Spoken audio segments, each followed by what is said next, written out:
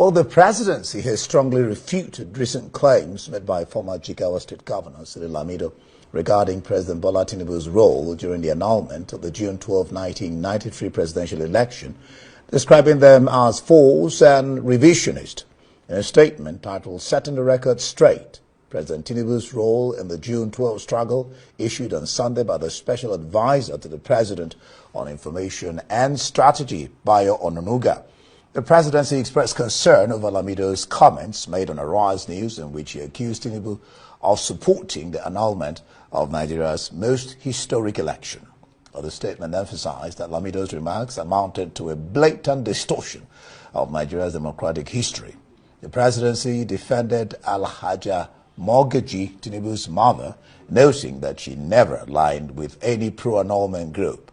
Well, according to the presidency, Mogaji never mobilized market women to support the unjust annulment.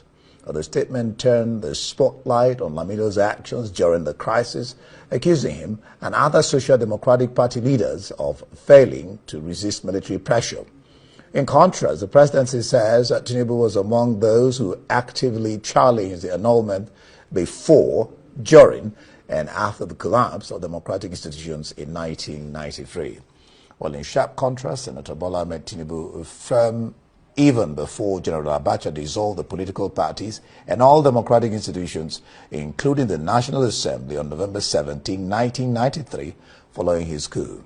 Days after General Babangida addressed the Senate and announced his decision to step aside on August 27, 1993, the setting up of an interim government to replace him.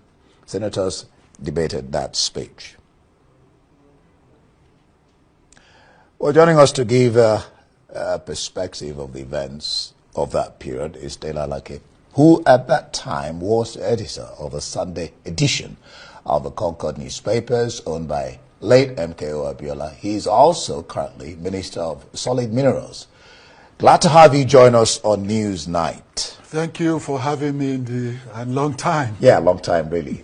Long time. Glad to see you again. Yeah. Well, let me just quote, let me start this way with a quote from former Governor of Jigawa State, Lamido. "I feel entertained by Tinubu's rhetoric, the way he's dramatizing his role in Nigeria's democracy. Is Tinubu's role in Nigeria's democracy smoke without fire?" Contrarily to his own entertainment perspective, I feel very appalled at his own submissions, which were, I would ascribe largely to selective amnesia at best, or at the very worst, an impairment of the oblongata, medulla oblongata, due to some atrophy of age, or memory loss in layman's terms. Now, Sule Lamido himself was the guilty party to the sustenance of the annulment of that June 12 election. And before I go on, let me establish the basis for my authoritative submission on this issue. Everybody knows, like you mentioned, I was the editor of Sunday Concord, which was owned by MKO Abiola, who won the election. And what most people didn't know, including Sule Lamido, was that the very first public statement of MKO Abiola to the entire world of his intention to even run for office in January of 1993, I wrote it. I wrote that statement and I advertised it in all Nigerian newspapers, all Nigerian radio stations, all Nigerian television stations. I did that. So that shows you I was in the vortex of the entire June 12 saga from beginning to till today, because the saga still goes on. So Sule Lamido did not know so many things. He was secretary of the SDP. What I must, for the sake of the younger generation, establish the parameters of the establishment of SDP and the dynamics within the party at that time. Social Democratic, don't forget that IBB established two major parties, a little to the right, a little to the left. And the National Republican Convention, NRC, was to the right, SDP was to the left. Now, Sule Lamido was secretary of the SDP because prior to then, he was posturing as a leftist, as a socialist in the Nigerian political space. And everybody who is old enough or was old enough at that time knew this. Anyway, so he was SDP secretary. The late Tony Aneni was the chairman. Now, unknown to Sule Lamido, even Tinubu played a critical role in the emergence of MKO as candidate well before the election. Tinubu emerged as candidate of SDP in Jos at the Jos primaries in March. I was there. In fact, while that election... MKO. Sorry, MKO, sorry. MKO. Tinubu was also there. Now, there were two factions that formed the nucleus or the caucuses of SDP. One was led by the late General Musa Yar'Adua. That was the People's Front, PF. The second was the People's Social Party, PSP. Now, the People's Front was led by Yar'Adua. The PSP was formed by the Jakondes, the late Jakondes, the Ajashins, and all of that. They were the progressive wing of the SDP. So these two caucuses coalesced to form SDP. Now, Sule Lamido, Tinubu, historically, this is a historical fact, belonged in the Yar'Adua faction, the People's Front. But on the formation of SDP, it became one party. Now, Yar'Adua still held sway within the SDP. So, at the Jos primaries in March of 1993, the groundswell of support for MKO to become the candidate was overwhelming. However, if you recall, those students of history will recall that there was a statement. This Atiku also ran on the same SDP for the presidency in 1993. Atiku has been at that game since 1993 till tomorrow. He ran as a presidential aspirant, also in Jos. Now, I wasn't just in the vortex of it. I was not just a chronicler of events. I was a deep participant observer in all the episodes that happened in June 12. So I was there. Atiku ran, the Kingibe ran, MKO ran. There was a stalemate in the first ballot. There was a tie between Kingibe and MKO. So there were horse trading and negotiations to get Atiku to drop his ambition and align with the MKO group. This same Tinubu was instrumental, was one of the principal people that led the negotiations, participated actively in the negotiations in Kanti-Bello's house in Jos, with Yar'Adua presiding, to persuade Atiku to drop his own aspiration and align with MKO, which eventually occurred. So when the second ballot in the Jos Stadium was on, of course, it was obvious that MKO was coasting home to victory. While that election was going on, while voting was going on in the stadium, myself, Tunji Bello, Segun Babatope, the late Chike Akabogu, we were drafting MKO's victory speech, which he read right there in the stadium. We left, MKO became candidate.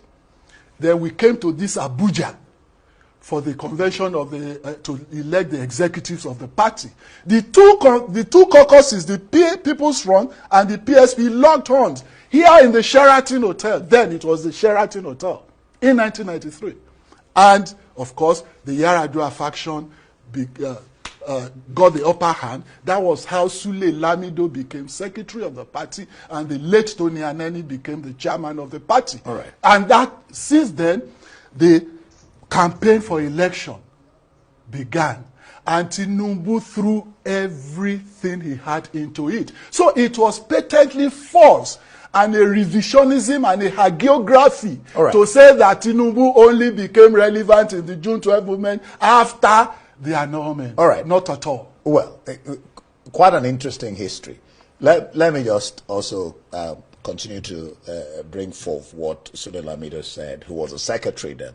The governor said, former governor rather, says he claims that Tinubu supported the annulment. I mean, now we're going after the election. So he supported the annulment of June 12th presidential election. Well, that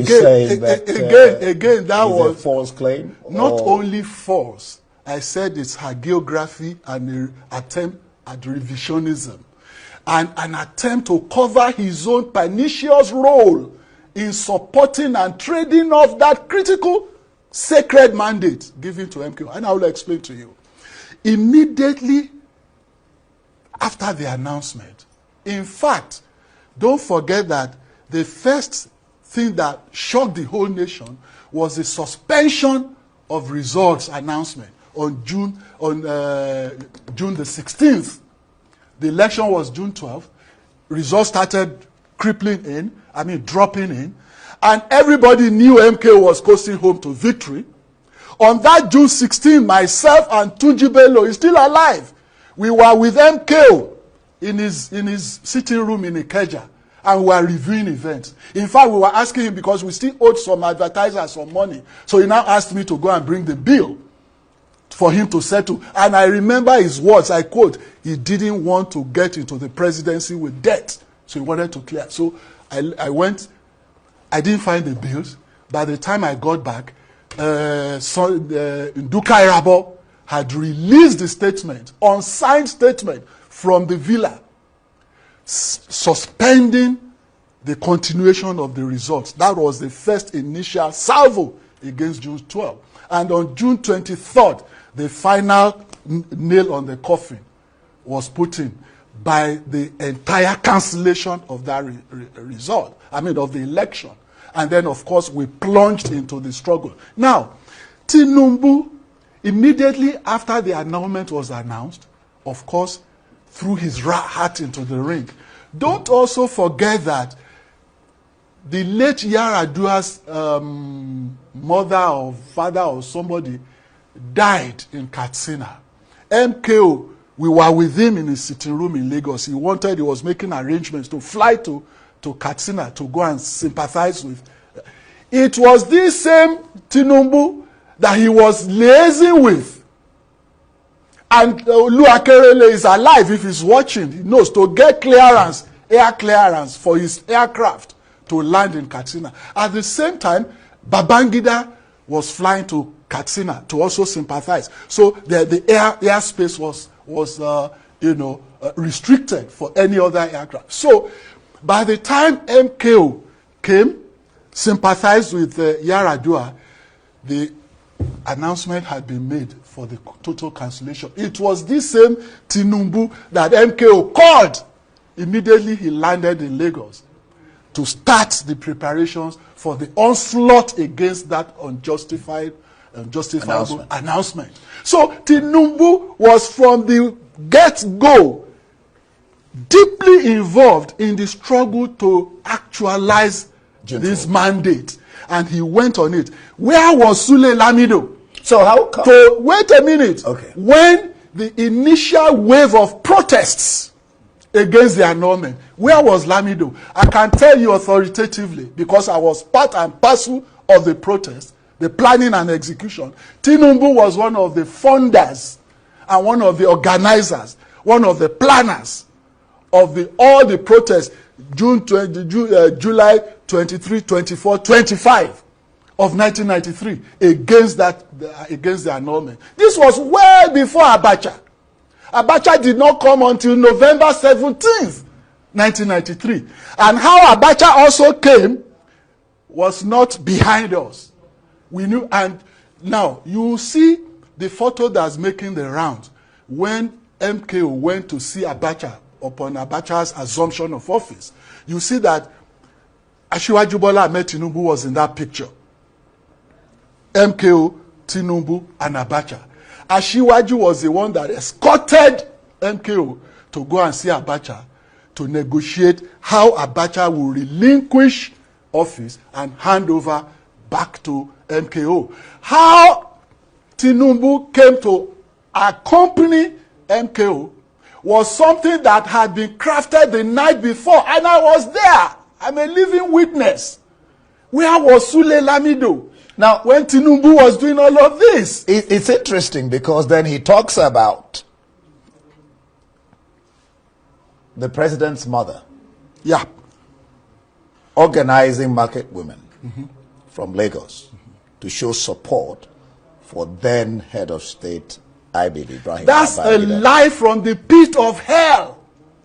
Alhaja Abibat Mogaji was a very prominent and important market leader in Lagos who commanded large following among the women folk and market people in Lagos. Obviously, there was no government pre-IBB that did not seek the endorsement or support of Alhaja Mogaji's large movement in Lagos at the time. Now, Alhaja Mogaji, IBB also, as a government, as a leader, sought the support of the market women. However, on the annulment of June 12, I recall vividly that Alhaja Mogaji not only begged IBB, she came to Abuja to kneel down and weep before IBB. Okay, so that's where the coming to Abuja came in. She but came not to for Abuja. the purposes of mobilizing for IBB. No. It was to beg IBB to reverse the annulment. And we were all witnesses anyway to when she left and came back and gave the reports. That was what happened. Now, when IBB was stepping aside, he brought in this contraption called Interim National Government, ING. Now, Tinubu and other pro-democracy, pro-June 12 activists were strenuously fighting for the restoration of that mandate. However, IBB got the Yaradua people, faction of the party, that held the executive positions of SDP via Tony Aneni, who was chairman, and Sule Lamido, the secretary, to agree to that contraption, while the Tinubu and other pro-June 12 Democrats refused and insisted on the restoration of the mandate. It was the chairman, but they were not in the executive. It was Sule Lamido and Tony Aneni, the late Aneni, that were the executive members of the party, chairman and secretary. They signed away the mandate of June 12. They agreed and they traded it off. They agreed with the interim government arrangement, which the Tinubu and other, the Papa Jashi, when he was saying that some of them were not even supporters of June 12, is a lie. That was how the Sule Lamido and co. traded off that mandate. So his attempt at revisionism is actually to cover up his pernicious tracks. So wouldn't you, he also said that Nadeko was formed to fight, claims Nadeko was formed to fight for late Abacha and not for June 12. Just hold on a bit. Wow. Regurgitating what he said. And then he also says that Tinubu, this one is well known. Tinubu, well, according to him, he left the country while the fight for democracy was ongoing. Tinubu didn't leave the country. The president didn't leave the country. I also left at some point when our lives became endangered. We were endangered species. I also had to leave. Tinubu's house was firebombed in Musa Yar'Adua Crescent in VI. Let me tell you the genesis of that. When Abacha took over, eventually after Abacha took over, don't forget that Sule Lamido and Tony Aneni traded off the mandate, agreed with IBB for the setting up of interim government, and then Ernest Shonekan came, and we still continue the struggle against the ING, and they are living witnesses. Anyway, the ING became, we made Nigeria ungovernable for ING, and it became a hot seat for Ernest Shonekan.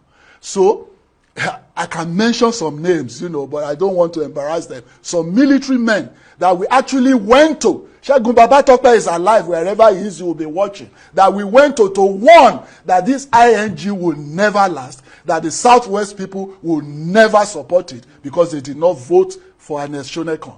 And we are very principled when it comes to power. Anyway, so the ING didn't last. However, Abacha took over. Immediately Abacha, the idea for Abacha taking over was that he was coming to restore June 12. That was the idea. And I was not outside of that circle. And the president, our current president, Asiwaju Bola Ahmed Tinubu, was also in the know. Myself, himself, Tunji, Dr. Odoyin Abiola, we were with MKO before the taking over. We discussed all the parameters, how Abacha was to come in to restore the mandate. But unfortunately, Abacha had his own agenda. So as soon as he assumed office, he dissolved all democratic structures, right? If Tinubu was for Abacha, have you forgotten, for the purpose of the younger generation, immediately Abacha dissolved all democratic structures. It was Tinubu himself, Ame Ebute, Senator Abu Ibrahim, and another Nwite or something, I've forgotten the first name, that wrote a statement, issued a statement, restoring all the dissolved democratic structures. Now, have you ever seen such courage to confront a military leader? The Abacha dissolved democratic structures. These people issued a statement restoring the democratic structures. Of course, what would happen? They were hounded into detention in Alake. I, myself, Dele Alake, I was going there to Alake as a leg operative because Tinubu inside Alake was still funding us outside to sustain the protest. I am a living witness. I was running errands, going inside Alake, to give information and then take directives, come out to the people outside and all of that. If Tinubu was working for Abacha, how would he be doing that? How would he be confronting Abacha frontally, not overtly, not covertly, overtly, that he was in jail, in detention? And in fact, there was a time they issued a directive that he must be found, he must be brought in dead or alive. It was at that point he had to leave through the famous Nadeko route. Abacha issued the directive. That's right. The Abacha goons were all over looking for him. And I remember that. So that was the reason that he left. So he didn't run away. Lamido says he Where left. Was Lamido? The Lamidos of this world were hands in gloves with the Abacha regime. So they did not face any harassment because they were not even for June 12 anyway. So they were safe. But the people fighting Abacha for the restoration of that mandate were the victims of harassment and oppression. And Tinubu was the forefront of it. I just told you his house in VI was firebombed. If he was working for Abacha, will he go through all of that? If I tell you how he even smuggled himself out of the country from Anthony in Lagos. He was holed in a clinic. If he's watching, I'm sure he will be smiling. He was holed up in a clinic to say that he was ill. When the order came that he must be brought in dead or alive. Don't forget that in a revolutionary struggle, you also have sympathizers, even within the security apparatus. So we were receiving direct, sensitive intel. And that was why he disguised and left the country. And it wasn't only him. Professor Wole Soyinka was also hounded out. Professor Bolaji Akiyemi was hounded out. General Alani Akinrade General Akinrade's house in Okpebi was also firebombed before he left. And they grouped in London. I was editor of the paper of the Concord, which we were using as the media, the voice to promote the struggle. So I also came under fire intense fire. And so you had to leave too. And I had to leave too and join forces with Ashiwaju, Professor Bolaji Akiyemi. Professor Wole Soyinka was making the rounds all over the world, giving talks against the regime at home. In fact, the NADECO meeting, the nucleus of the NADECO movement abroad in London, was the office of that NADECO was hosted by General Alake Akinrinade, one of his flats off Edgware Road. That's where we met every Tuesday. Myself, Chief John Oyegu is still alive, who was former chairman of APC. He was with us in London on exile. Professor Akinyemi, like I said, the late Commodore Dan Suleiman was also there with us. And then the late Bobonwo Sisi was there with us. All right. Tokunbo Afikuyomi is still alive, was there with us. All right, Minister. That was the nucleus of NADECO abroad. And we were being funded by Ashiwaju Bola Ahmed Tinubu and General Akinrinade. All right, before I let you go, I mean, this is on the... Where was Sule Lamido in all of this? This is on the June 12th. Now, we can't finish this interview without talking about your ministry, Mineral Resources. Right. The federal government has pledged full support for the plan to build $400 million rare earth and critical minerals plant, the largest in Africa, with the potential to create 10,000 jobs nationwide in Nasarawa State. Nigerians will be interested. Is this just on paper?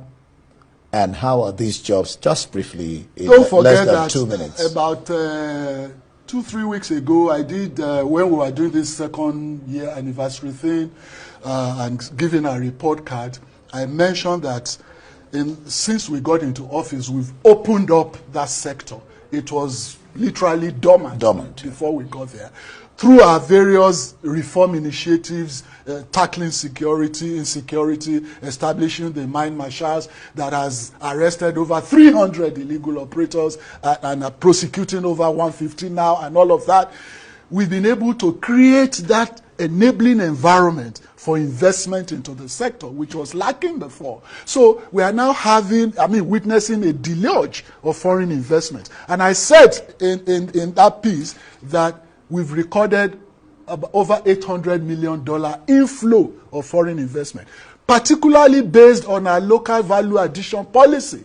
Because I announced this policy about a year ago that we will no longer tolerate the excavation and exportation of our raw minerals abroad without local value addition, which means local processing to catalyze the local economy and create a multiplier effect for employment, technological transfer, and of course beneficiation for the local community. So all of these have really paid off.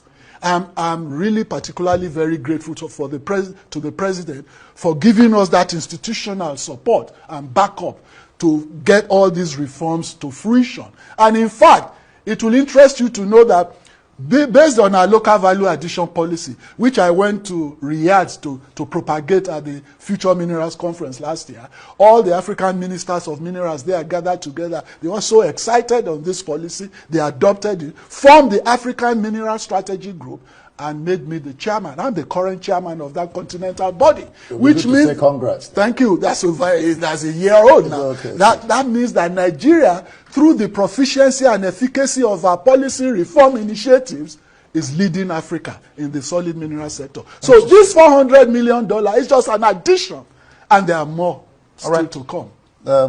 So what was say kudos? Before we sign off, I want to say one last word on Sule Lamido. All his submissions were not simply precocious. They were all tendentious, obnoxious, and pugnacious. All right. Just to say that, well, I've been speaking with my boss when I was at TVC. It's long to have you come on Arise News and meet me again. Thank you so much, Minister, for being on Arise News. To add voice to my discussions with Lamido. Thank you for being here. I challenge him to a public debate, though. I'm sure he's listening to you. I challenge him to a public debate. All right.